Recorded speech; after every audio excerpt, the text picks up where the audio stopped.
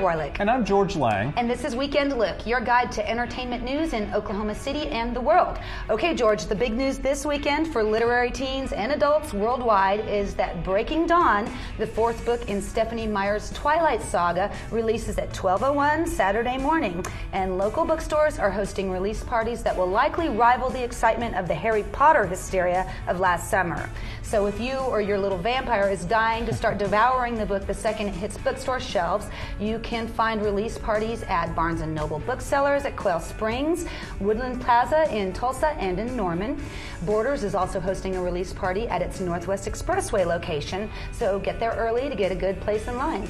And look for a review of Breaking Dawn in the Oklahoman, written by my precious little would-be vampire, Amber, who will be right there in line with the best of them. And of course, the film version of Twilight opens December 12th, directed by Catherine Hardwicke of Lords of Dogtown and 13 fame, and it stars Kristen Stewart of Panic Room as Bella. So the mania surrounding Breaking Dawn will only fuel the anticipation of this first Twilight film. Now, in other film-related news, there was a lot of question as to which big music star would record the theme to the next James Bond film, Quantum of Solace. At first, producers had discussed Amy Winehouse, but we know how that went. Not well. And then Leona Lewis was discussed, but no one seemed terribly excited about that option. Well, check this out. Quantum of Solace will be performed by Jack White and Alicia Keys.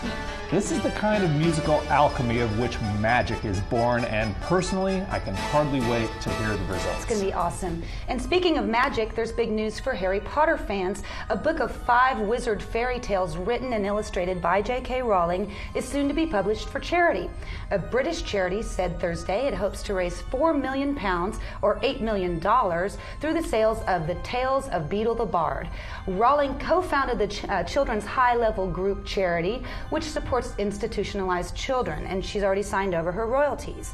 The book is a collection of 5 wizarding tales referred to in Rowling's Potter saga. It was initially produced in an edition of 7 handwritten copies, 6 of which were given away by Rowling as gifts, and 1 was bought by retailer Amazon at an auction in December for almost £2 million.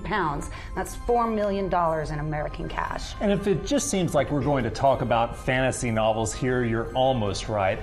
The trailer for Harry Potter and the Half-Blood Prince was released this week, and it's a stunner, focusing on the character of Tom Riddle, the boy who grew up to be he who must not be named.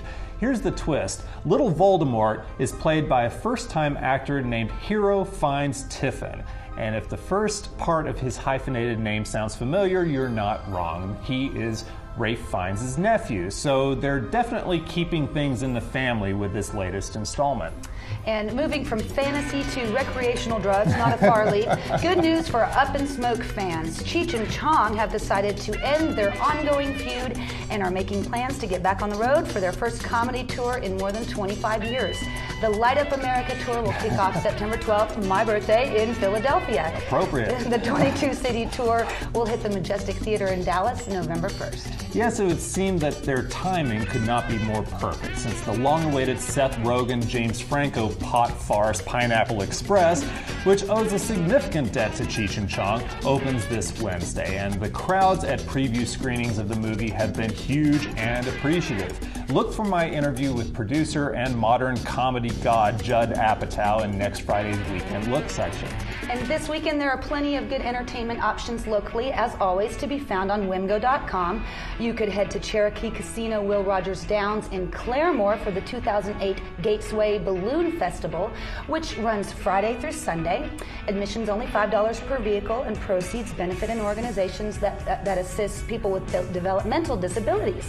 Saturday night, Stone Temple Pilots hit the Zoo Amphitheater with guests Shinedown, Black Rebel Motorcycle Club, and Coheed and Cambria. Or you can visit the Science Museum Oklahoma's newest exhibit, Destination Space, which takes visitors through the history of manned spaceflight. Well, that's all we've got for this week, so for more about movies, music, and everything else that's entertaining, check out the Weekend Look section of The Oklahoman, the A&E section of NewsOK.com, and the latest issue of Look at OKC and Wimgo.com. For Weekend Look, I'm Heather Warlick. And I'm George Lang. See you next week.